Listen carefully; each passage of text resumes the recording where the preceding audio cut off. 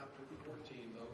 We'll begin at verse 1 of this chapter this morning. 2 Samuel 14, beginning at verse 1. Now Joab, the son of Zeruiah, perceived that the king's heart was inclined toward Absalom. So Joab sent to Tekoa and brought a wise woman from there and said to her, "Please pretend to be a mourner. Put on mourning garments now.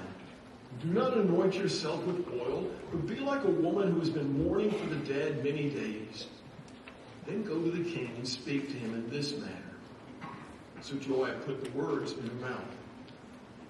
Now when the woman of Tekoa spoke to the king, she fell on her face to the ground and prostrated herself and said, "Help, O king!" The king said to her, "What is your trouble?" She answered, "Truly, I am a widow, for my husband is dead. Your maidservant had 2 sons, but the 2 of them struggled together in the field, and there was no one to separate them. So one struck the other and killed him.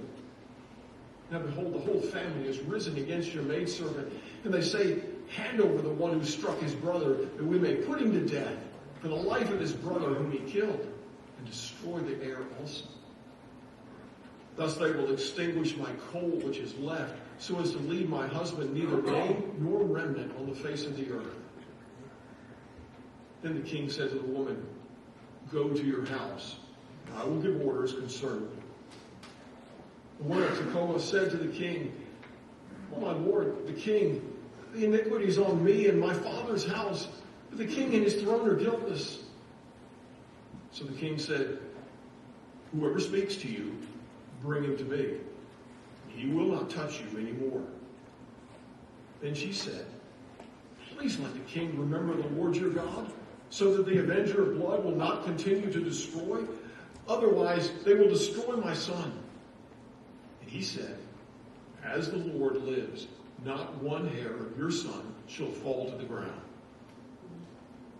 And the woman said, "Please let your maidservant speak a word to my lord the king."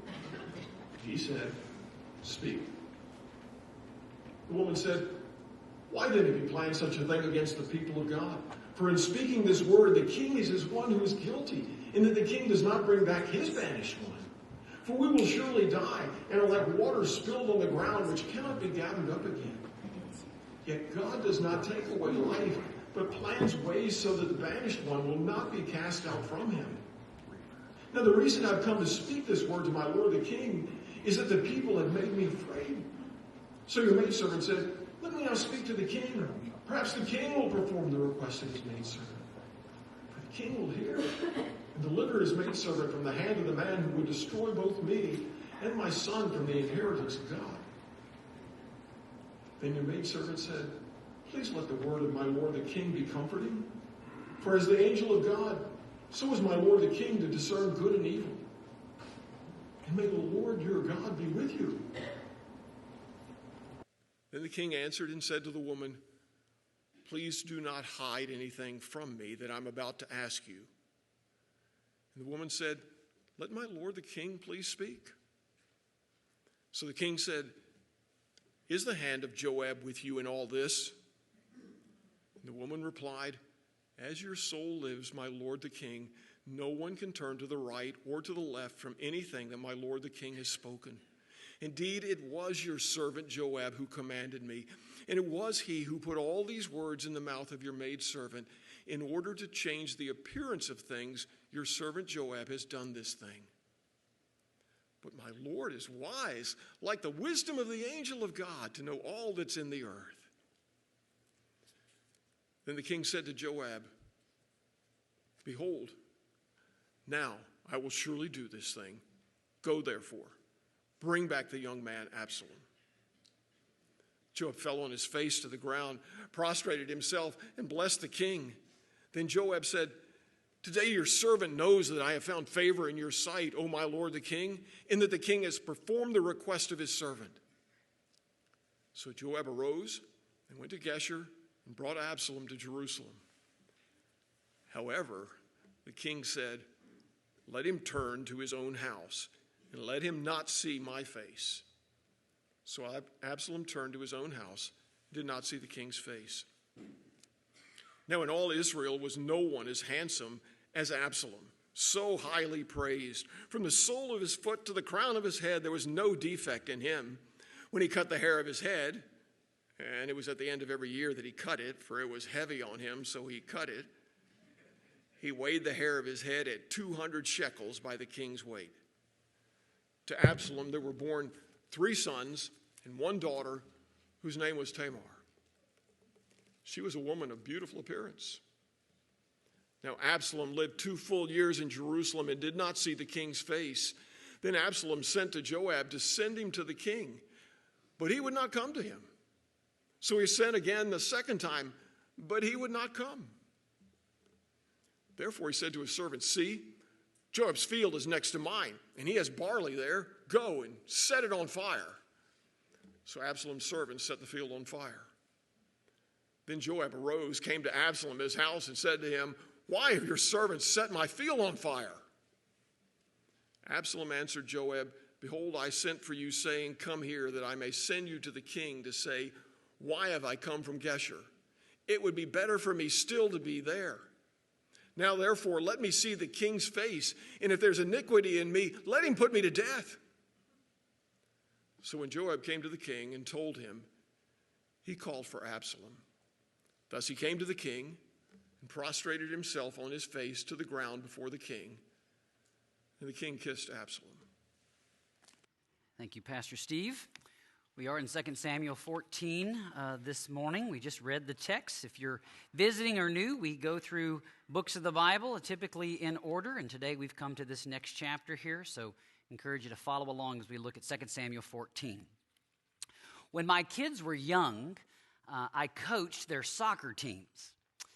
And with the littlest ones, my one goal, my one lesson that I wanted to teach them was, don't touch the ball with your hands. Now, if you don't know, 4 and 5-year-olds have the attention span of a goldfish. And one season, they just were not getting it. Every practice, they were touching the ball, doing what they shouldn't do. So finally, after several practices and many, many reminders, I decided to lay down the law. I got them together at practice, and I said, "Now listen," I said, "if you touch the ball with your hands, you're going to have to run a lap around the field." And yes, I was the Bobby Knight of preschool soccer, okay? So I went around, "Do you understand? Do you understand?" "Yeah, I understand. Okay." And they ran out, and guess what? It worked. Nobody touched the ball with their hands. They were running around, scrimmaging, having a great time, and the ball, like ping pong, like a pinball machine, was bouncing around. And all of a sudden, the ball ricocheted off one kid and went straight towards the face of another one. And he instinctively threw up his hands and caught it, and then dropped it. Well, it was my kid. And all the kids went, "Oh!" And they pointed at him, and he turns and looks at me like I couldn't let it hit me in the face. And I found myself torn about what to do. As the coach, right, I had laid down the law and made sure they knew what they were supposed to do. But of course, as his dad, I knew why he did what he did. And I felt a sympathy for him in that moment. I think we've all been in situations similar to that when dealing with a messy, complicated situation. You know, when a person you're dealing with, maybe it's an adult child, maybe it's a roommate, maybe it's a neighbor, and maybe it's a person that you love, but they've done something that you hate. And you're not quite sure, how do I move forward in this? You're not sure if you should put your arm around them or wring their neck. Your head's telling you one thing, and your heart seems to be telling you something else. And sometimes we find ourselves with messy situations, not quite sure where do I go from here? Well, that's the situation that David finds himself in this passage. If you weren't here the last couple of weeks, just real quick backstory. David, the king of Israel, had a beautiful daughter named Tamar. He had a son named Amnon who assaulted Tamar. He did nothing about it. 2 years went by, and one of his other sons, named Absalom, took it upon himself to do something about it, and he murdered Amnon. That's where we left off last week at the end of chapter 13. And if you look at your Bibles at the end of 13, notice verse 38. So Absalom had fled and gone to Geshur and was there 3 years. And then look at this. The heart of King David longed to go out to Absalom. Now, can you feel David's dilemma? On the one hand, he is Absalom's king, and kings have to enforce the law. On the other hand, he's Absalom's father. And fathers like to show mercy. They want to be close to their sons. And so David is stuck, and it's this tension that presents itself in this chapter. In fact, I think the New Testament phrase here is that David is almost like what you might call a double-minded man, unstable in all his ways. He's not sure, here's the simplest way I can put it, he's not sure if he should spank Absalom or he should hug him. And David is caught, not sure of what to do next. And rather than looking to God and to God's example of what he should do, David starts listening to advice and looking to other people around him. And in the end, he makes the situation, I think, a bigger mess. In the end, David, I think, is going to make 2 mistakes. And the mistakes are what we can do in these moments if we're not careful. Essentially, David, if I can say it this way, he spanks Absalom when he should hug him. And then he tries to hug him when he should spank him. And it's this complicated, confusing, messy response that makes this whole situation turn into a big mess. You see, I think God has given us a very clear set of guidelines in how we approach messy people and messy situations. It's one of my favorite Bible verses. I sometimes call it the Swiss Army knife of Bible verses. It works in every situation, and it's very simple. God resists the proud, but gives grace to the humble. In this passage, if you watch closely, David's going to mix those up.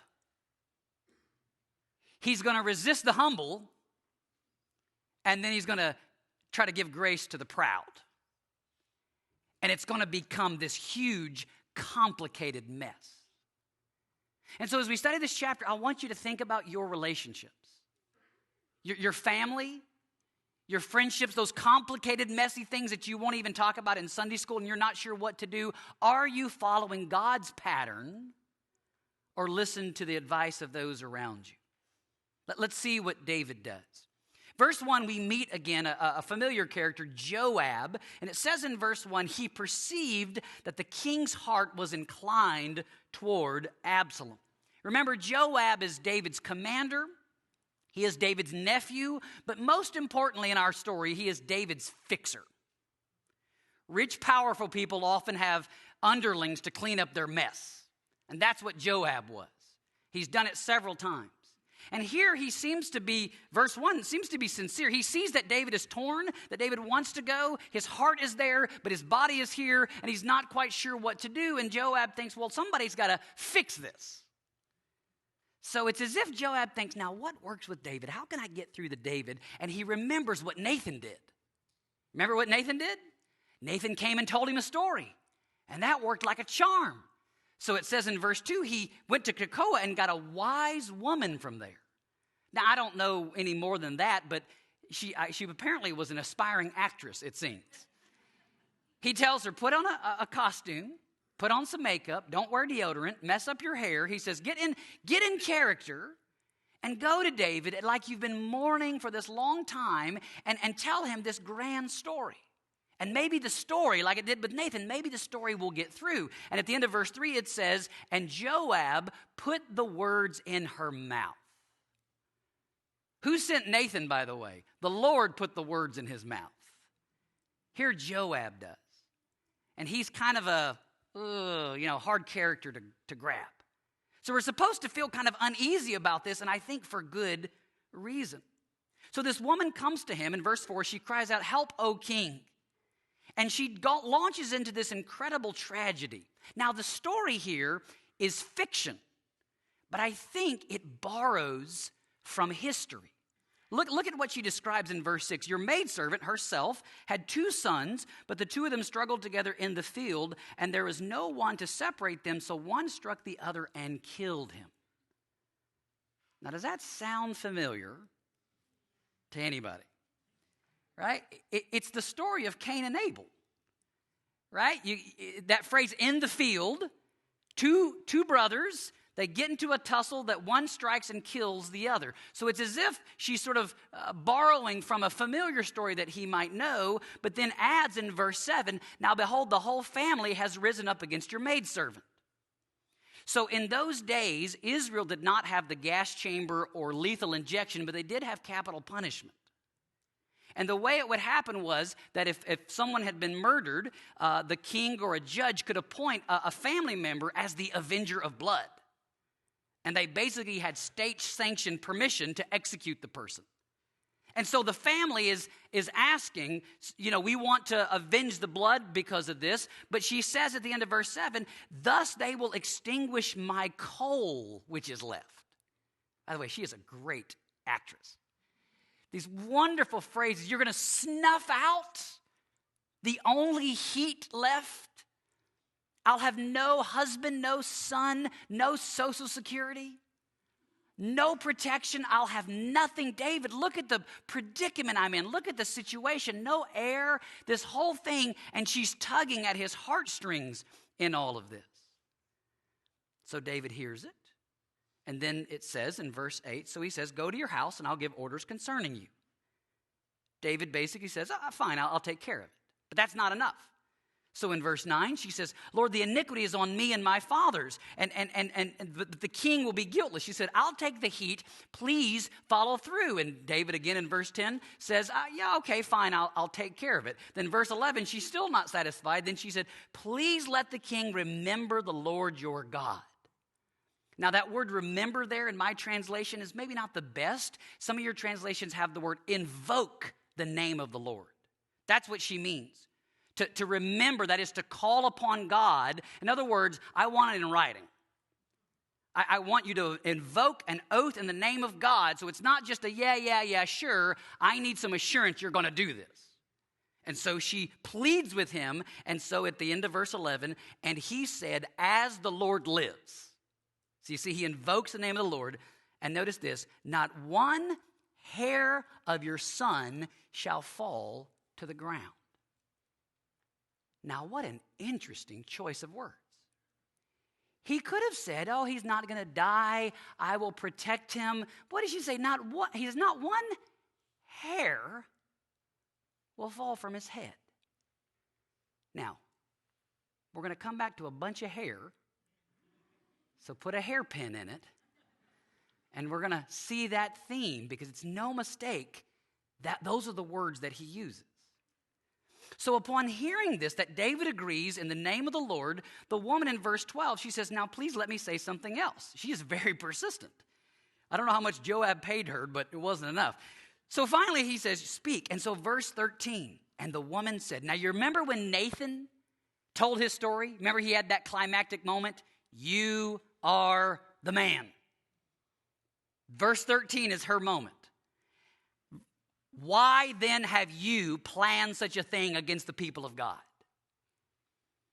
By doing what you've done in leaving Absalom in Geshur, by not bringing him back, she says here, you've done something against the people of God. For in speaking this word, the king is as one who is guilty, in that the king does not bring back his banished one. So Absalom is sort of in exile. He's run off, and David is doing nothing about it. And she is basically saying to him, you need to do something in this. And to convince him, verse 14, for we will surely die, and like water spilled on the ground, which cannot be gathered up again. Which is just a great turn of phrase. If I poured water on the carpet, I can't get it back in the water bottle. Once you pour it out, that's it. What's her point? Amnon is dead. You can't bring him back. But Absalom is not dead. And you can bring him back. So you should bring him back and don't leave him banished, but actually bring him near. And so she pleads with him. And and verse 14 says, and yet God does not take away life, but plans ways so that the banished one will not be cast out from him. We're not 100% sure what she's referring to here, but there's a couple of possibilities. Do you remember the story of Cain and Abel? Right? Cain deserved to die, but God spared him, was merciful towards him, made a way. Even though there was consequences, he made a way. Also, she uses the language here, if you remember, kind of buried in the Old Testament law. Do you remember the cities of refuge? If a person committed murder, and especially if it was like what we would call second degree, third degree involuntary manslaughter, you could go to the city until the court case was sorted out.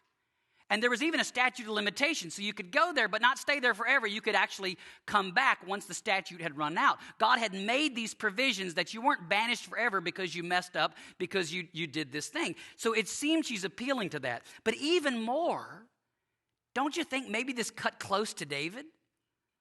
God plans ways that the banished one will not be cast out. Do you remember what David had done? He deserved capital punishment. He had committed adultery. He had also murdered Uriah. But God in his mercy, right, when David humbled himself, God planned a way. Though there was consequences, God was merciful to him and spared him. And it's as if she's saying, David, God has showed this to you. Are you not going to show this to Absalom?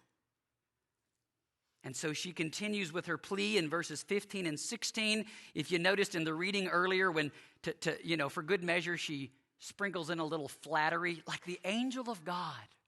You know good and evil, right? You know all things. She kind of butters him up a little bit to try to get through. And so finally in verse 18, then the king answered and said, please do not hide anything from me that I'm about to ask you, which is a funny turn of the table here. She has so taken control of this conversation, David says, can I ask a question? Like the king raises his hand, can I? And she says, let my lord the king speak.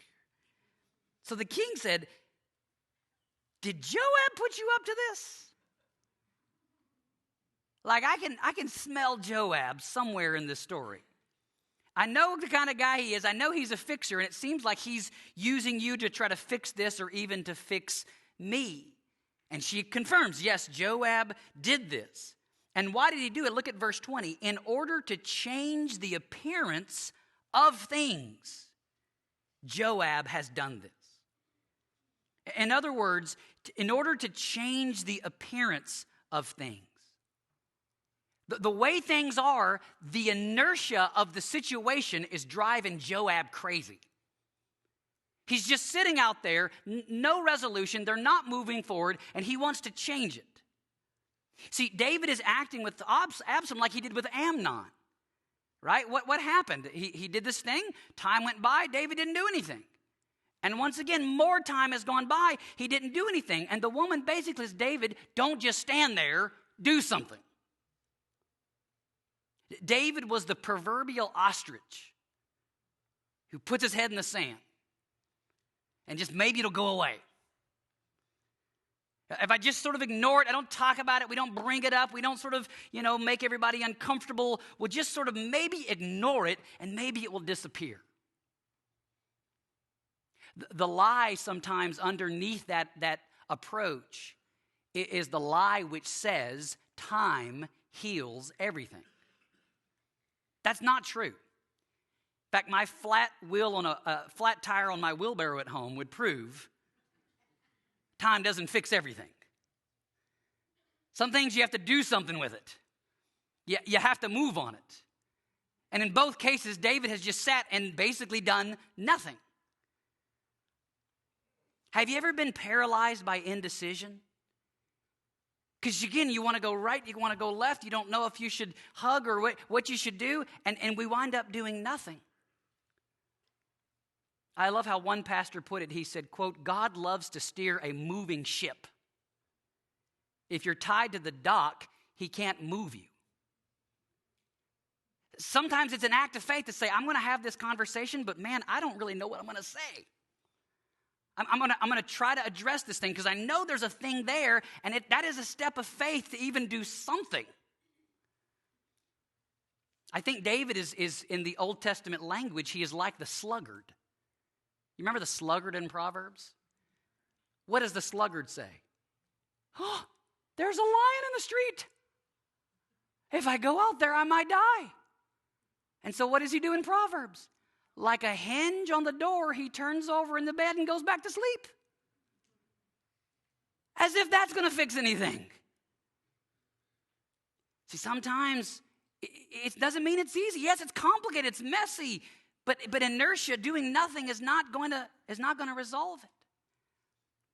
I'm not a counselor. I'm a Bible teacher, but I have one little piece of counsel that I think is helpful for all of us. Avoiding conflict weakens relationships. I promise you it does. Everything in you sometimes, I just don't want to talk about it. I don't want to bring it up. I don't want to deal with it. It's only going to erode what trust in relationship is there. And David is trying to avoid it. And she nudges him, encourages him to go forward. And the plan works. Verse 21, he calls to Joab, Joab, I will do this thing. So he sends him to go fetch Absalom. Go down to verse 23. So Joab arose, went to Geshur, and brought Absalom to Jerusalem. Now imagine being Absalom. You've been gone for 3 years, right? He was like a fugitive on the run, right? He had gone to his grandfather's house and was hiding out. He didn't go any further. He stopped there and just maybe even looking, waiting, what's going to happen next. He didn't know. And then one day Joab shows up and he sees him coming over the hill. And he doesn't turn around and keep running, but instead he apparently receives him, he listens to him, and he actually returns to Jerusalem with him. In fact, later in the story, Joab's going to say, I came back voluntarily. So he, even for a moment, he lowers his pride and he comes home to face David. I'm sure that was not easy for Absalom to do. And just when we think, good, we're making progress, verse 24, however, the king said, let him turn to his own house and let him not see my face. So Absalom turned to his own house and did not see the king's face. Now, in Hebrew, they didn't have highlighters, so they stressed things through repetition. Notice verse 24 is the exact same sentence twice. Why? Because the author wants you to see the irony of what's happening here. That David invited him, but then stiff-armed him. Absalom actually responds and comes, but David actually, he leaves him out in the cold. He's like a double-minded man. He wants his cake and to eat it too. He wants to change the appearance, right? Joab, I'll bring you back, but I'm not actually going to follow through on this thing. I mean, imagine having a cookout at your house and you decide to invite all the neighbors and, you know, you're preparing the invitations and your wife says, you're going to invite that neighbor? I see that guy down the street. You guys never get along. You know, his dog's always messing in our yard, and he took our paper that one time, and he, you know, looks at the mailbox and just kind of you're going to invite that guy? Yeah, maybe I should invite him. I don't know. So you send the invitation. He gets the invitation. Think, wow, I didn't think we were friends, but maybe he invited me. So he takes the invitation. The day of the party comes. He arrives at the front door. Bing, bong, right? Rings the doorbell. He's standing there. You come to the door. You look through the glass. You see him, and you go, hi, and then you walk off. Well, that's not very nice. And he's left standing on the porch. It would almost be worse to get, better to get no invitation than to get the invitation and left out in the cold. You see, here I think is David's mistake. He resists the humble. He resists the humble. Absalom makes at least enough small effort at this point. It's all we know about him. He does actually come home, and David says, no, I'm not going to talk to him. Sometimes dealing with messy people and messy situations, it's like a chess game. How do you play chess? You have to see what your opponent does, and then you decide what you're going to do. That's what I mean by God's pattern. God resists the proud, but gives grace to the humble. If the person that I'm talking to responds with pride, then what does God do? He resists that. That's the time to stiff-arm them. But if they come with humility, that's the time to show them grace. Imagine if Jesus resisted the humble. Imagine you are Simon Peter, and on Good Friday, you blew it. Worst mistake of your life. Denied him, denied him, denied him. And now several days have passed. You've seen the empty tomb. Your hope is up, but you haven't seen him yet. And then a couple days later, what? You're out on the boat, and there you see Jesus on the shore. And there's a fire and a whole breakfast and an invitation to come. And you don't even, change into your bathing suit. You jump in fully clothed, swim across the Sea of Galilee. You come to Jesus. You sit before him, and he asks you, Simon Peter, do you love me? And with all the shame and regret and embarrassment, you say, Lord, you know that I love you. You know that I love you. You know that I love you. And imagine Jesus folding his arms and saying, I'm not so sure about that. I want you to go sit in the corner. I want a whole list of everything that you were even thinking about in this whole process. That would be crushing for Jesus to resist the humble. My friends, we're called instead to show grace to the humble. Are there people in your life that you're just too harsh with? Maybe they've tried to make amends, but your bitterness, you didn't know what to do, and it just sort of sunk in, and you're holding their past over their head over everything. You sort of keep up appearances. Yeah, you come here, but I'm not really going to talk about it. Don't make the mistake of resisting the humble. What do you think that will do to somebody like Absalom? Well, the passage goes on to tell us. Skip down real quick to verse 28. It says, now Absalom lived 2 full years in Jerusalem, and notice this phrase, and did not see the king's face. Now, little side note here. I don't have time to prove this to you, but just trust me when I say this. Jerusalem was not a very big place. And the king's family often lived right in the same neighborhood. In fact, we see that Joab and Absalom's fields are touching. And they would have all been in sort of the king's compounds. My point being, to go 2 years without seeing him, David, I think, went out of his way to not see him. I think he's intentionally shunning him. He's avoiding him. Because it would have been too easy to run across paths with him. So this moment, I think, is a pivotal moment for Absalom. Again, he made the big mistake. He ran off. Now he's come home. Now, let me show you what's going to happen next. The text takes this weird turn to talk about Absalom's appearance and all this. I'll get that in a second. Do you know how, like Batman, there's villains? Like the Joker and the Riddler and, I don't know, whatever. Penguin, yeah, those guys. Every one of those guys, if you watch enough Batman, right? Every one of those guys has what we call an origin story. Something happened in the past that turned them into this or this, right? This is Absalom's origin story. This is the moment when we see the kind of man he's going to be.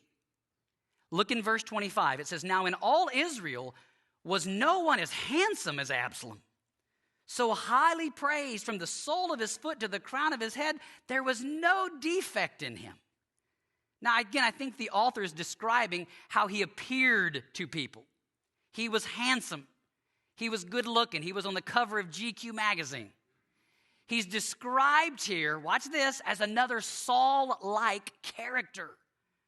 Tall, dark, and handsome. And everybody sees it. And what's the picture here? That David, his father, treats him in this kind of ugly way while everybody else goes, you are so handsome. You are so good looking. And everybody is fawning over him when his father is the one who actually won't. And it's as if it starts to become bitter in him. In fact, the language here is priestly language to have no defect. And I don't think it's literal. It's almost like he gave this appearance of being holy, even though obviously he's not. And then verse 26, it talks about his hair. When he cut the head of his hair, they weighed it, which I don't know why. And it weighed 200 shekels, which commentators say is somewhere between 3 and 6 pounds of hair.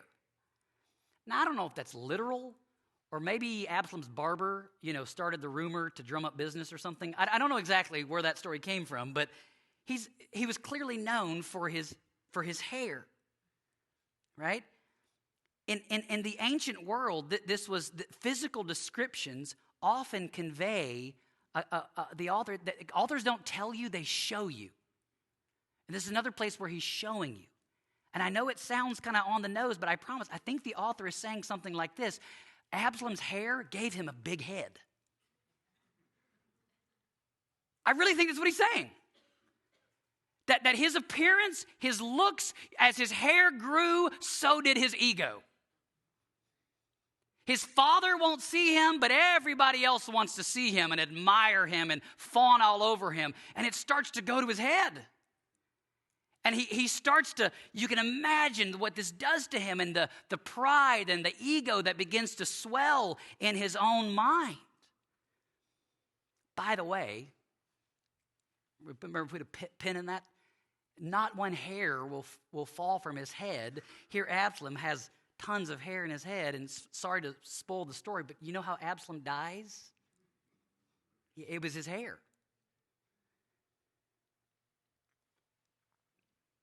So just as the woman flatters David, now the crowds are flattering Absalom. Everybody tells him how great he is. And he starts to believe it. Like he's above the law. And so he finally says, well, I want to talk to the king. So verse 29, he calls to Joab. He first texts him, hey, I want to see the king. No response. He then calls and leaves a voicemail. No response. So then he goes over to his house and busts his window and puts a note in, please call me. Right? He says, go to his field and burn it. Right? Boy, talk about arrogant. Right? Like how petty is that? I can't get a conversation, so I'm going to burn your barley field? He is so sure of himself that he even says, tell him to come see me. And notice verse 32, behold, I sent for you, saying, come here, that I may send you to the king, watch this, to say, why have I come from Geshur? It would have been better for me to still be there. Right? You can see his confusion. You invited me here, and then you're going to stiff-arm me? I humbled myself enough to return, but now you're going to treat me this way? And it's like it begins to just grow in his heart, this bitterness and this rivalry. And then you add to that everybody else's attention and everybody else telling him how wonderful he is, and now he begins to believe it. And so he says, arrogantly at the end of verse 32, now therefore let me see the king's face, and if there is iniquity in me, let him put me to death. Boy, talk about prideful, because guess what? There is iniquity in him. But he thinks, I'm above the law. Everybody tells me how great I am. Everybody tells me I'm powerful and good looking. And I'm not accountable to anybody. I can burn fields if I want. I can demand an audience with the king. And I can stand up and prove to him that I'm not guilty in any of these things. And so Joab finally goes straight to David and says, you've got to talk to Absalom. And then look at verse 33. Thus he came to the king and prostrated himself on his face to the ground before the king, and the king kissed Absalom. Now, that's the last verse, but we're not quite done. Look again at that verse. At verse 33, notice there, he is not called David. He is called the king, the king, the king. Meaning what?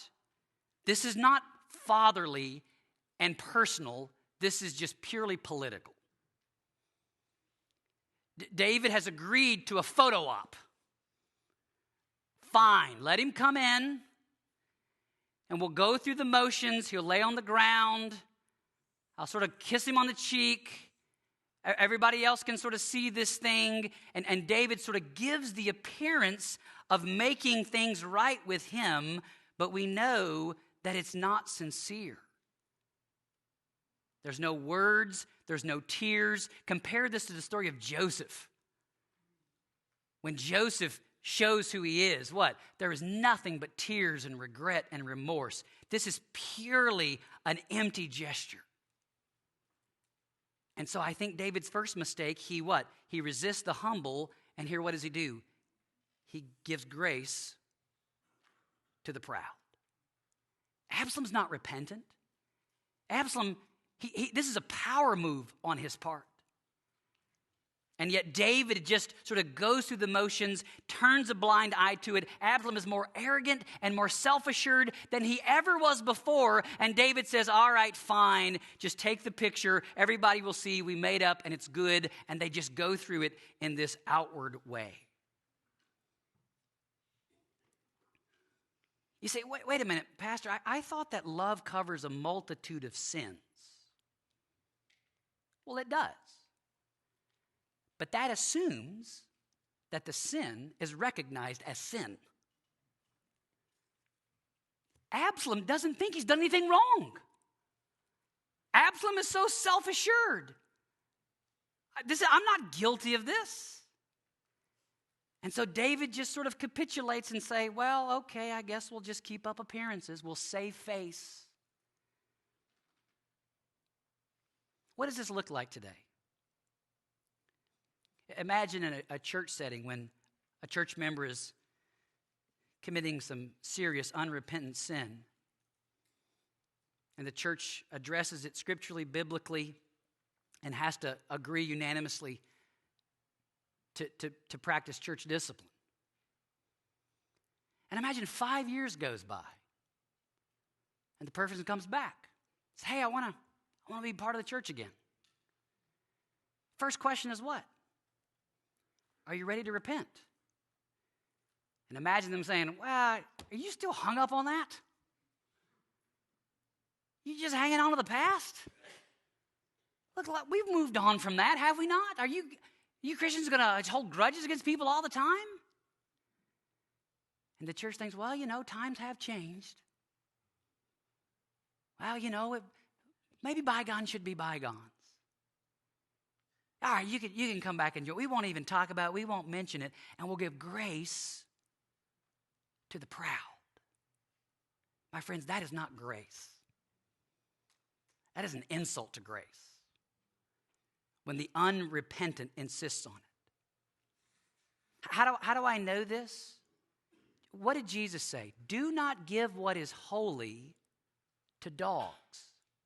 And do not cast your pearls before swine, or what? They will trample it under their feet. And then you know what he says? And they will turn and they will tear you to pieces. You know what Absalom's about to do in chapter 15? He's going to tear the kingdom to pieces. He will do to Israel what he did to Joab's field. He's going to burn it to the ground. Because he thinks he's right. And he's above the law. And he's not accountable to anybody. And he is full of himself. And David's half-hearted, insincere gesture to sort of kiss and make up, it makes Absalom unpunished, unforgiven, unrepentant, and now totally unashamed. And he just pushes headlong into a rebellion that's going to bring a civil war in the nation. When you don't follow God's pattern, it makes things worse. By the way, this story, I think, is a photo negative. It's an opposite picture of the story of the prodigal son. A son who messes up and goes off into a far country. But what does he do in the pig pen? What does he do there? He humbles himself. I have sinned against heaven. I've sinned against you. Maybe he'll make me a servant. True humility. Like he doesn't even know what to say, but I'm going to say something. And so he starts to make his way home. And it says, and when the father saw him a long ways off, what does he do? He comes running to him and says, stop there. I want a whole list. That's not what he does. It says he comes running to him and he throws his arms around him and he kisses him, deeply kisses him, and says, let's throw a party. Why? Because this son who was dead is now alive. He was lost, but now he's found. And God gives grace to the humble. You see, this tension that we feel, listen, nobody feels it more than God does. As the Father of all, his heart is full of mercy. And also as the judge of all, his heart is full of justice. And yet that is why the gospel is so important, because it is on the cross that the justice of God is satisfied and the mercy of God can be multiplied.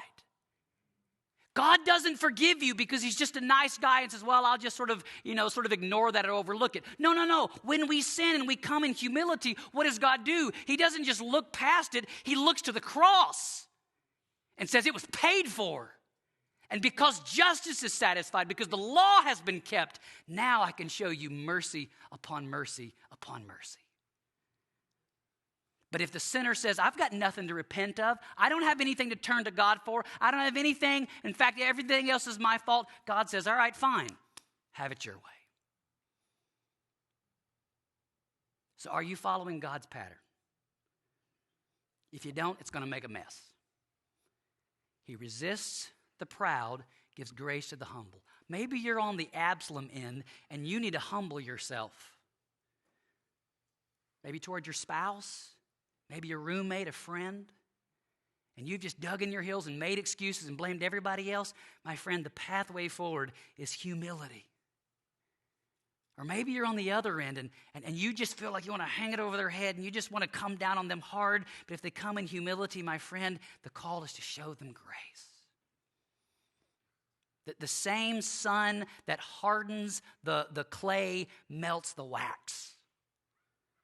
And the same God that can show us that he resists the proud also gives grace to the humble. And we should do the same.